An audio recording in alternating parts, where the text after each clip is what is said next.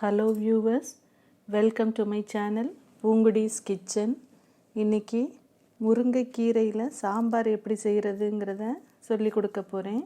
இந்த முருங்கைக்கீரை ரொம்ப சத்துள்ளது. வாரத்துக்கு ஒரு தடவையாவது சேர்த்துக்கோங்க. அயர்ன் கான்டென்ட் நிறைய இருக்குது.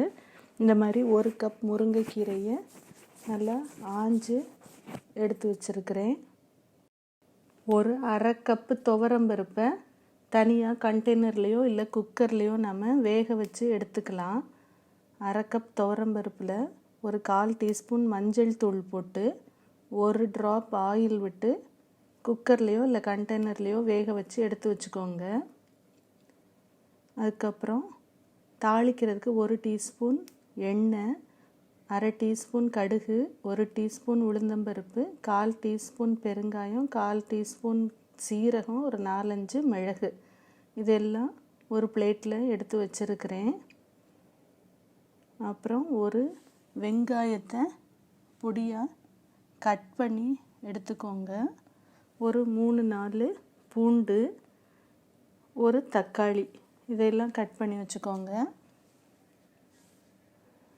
சாம்பார் பொடி 1 டீஸ்பூன், உப்பு தேவையான அளவு, 1 டீஸ்பூன் புளி பேஸ்ட்டும் சாம்பார் பொடியும் வீட்டிலே செய்கிறது எப்படிங்கிறதுக்கான லிங்க்கை டிஸ்கிரிப்ஷன் பாக்ஸில் கொடுத்துருக்குறேன்.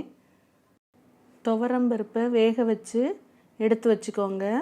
அதுக்கப்புறம் ஒரு கடாய் அடுப்பில் வச்சு 1 டீஸ்பூன் எண்ணெயை சூடு பண்ணிவிட்டு நம்ம தாளிக்கிறதுக்கு எடுத்து வச்சுருக்கிற எல்லா இன்க்ரீடியன்ஸையும் அதில் போட்டு பொரிய விடலாம்.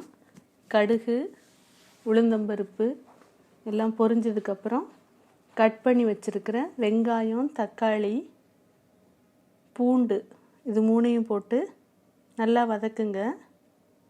லைட்டாக ஷ்ரிங்க் ஆகணும். வெங்காயம் கொஞ்சம் கலர் மாறணும்.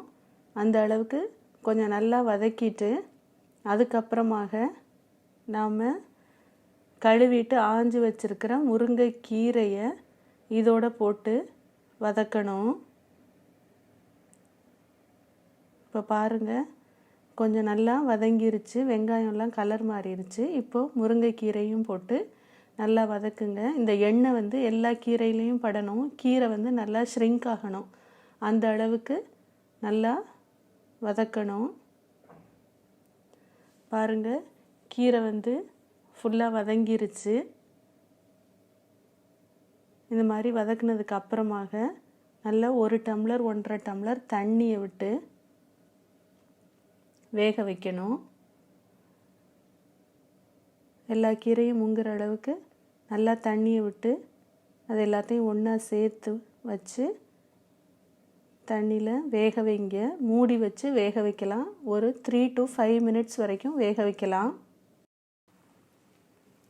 இப்போ பாருங்கள், முருங்கைக்கீரை நல்லா வெந்துருச்சு.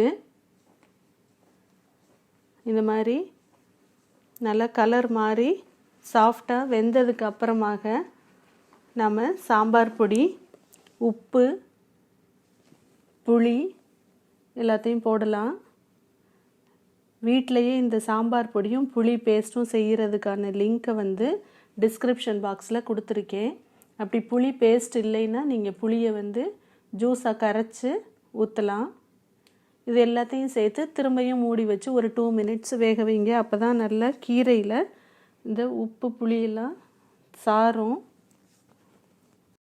இந்த முருங்கைக்கீரை சாம்பாரை நீங்கள் இட்லி தோசைக்கு சைட் டிஷ்ஷாகவும் யூஸ் பண்ணிக்கலாம். இல்லைன்னா சாதத்துக்கும் சைட் டிஷ்ஷாக பரிமாறலாம். இப்போ பாருங்கள், சாம்பார் நல்லா கொதிச்சிருச்சு. உங்களுக்கு பச்சை வாடையெல்லாம் போயிடும். சாம்பார் பொடியில் உள்ள பச்சை வாடை எல்லாம் போயிடும். இப்போ வேக வச்ச துவரம்பருப்பை உங்களுக்கு எவ்வளோ தேவையோ அவ்வளவு சேர்க்கலாம். அந்த ஒரு அரை கப் வேக வச்சு வச்சுருக்குறோம். அதை இதோட நல்லா சேர்த்து மிக்ஸ் பண்ணுங்கள். திரும்ப ஒரு 2 மினிட்ஸ் கொதிக்க விடலாம். எவ்வளோ தண்ணி வேணுமோ, உங்களுக்கு குழம்பு எவ்வளவு தண்ணியாக வேணுமோ கொஞ்சம் தண்ணி சேர்த்துக்கலாம். சேர்த்துட்டு நல்லா கொதிச்சிருச்சு பாருங்கள். இப்போது முருங்கைக்கீரை சாம்பார் ரெடி ஆயிடுச்சு. இந்த ரெசிபி உங்களுக்கு பிடிச்சிருக்குன்னு நினைக்கிறேன். இன்னும் இதை போல் ரெசிபிஸை தெரிஞ்சுக்க என்னோட சேனலை லைக் பண்ணுங்கள், ஷேர் பண்ணுங்கள், சப்ஸ்கிரைப் பண்ணுங்கள், மறக்காமல் கமெண்ட் பண்ணுங்கள். இன்னும் மற்ற முருங்கைக்கீரை ரெசிபீஸோட லிங்க் எல்லாம் நான் டிஸ்கிரிப்ஷன் பாக்ஸில் கொடுத்துருக்கேன். தேங்க்யூ.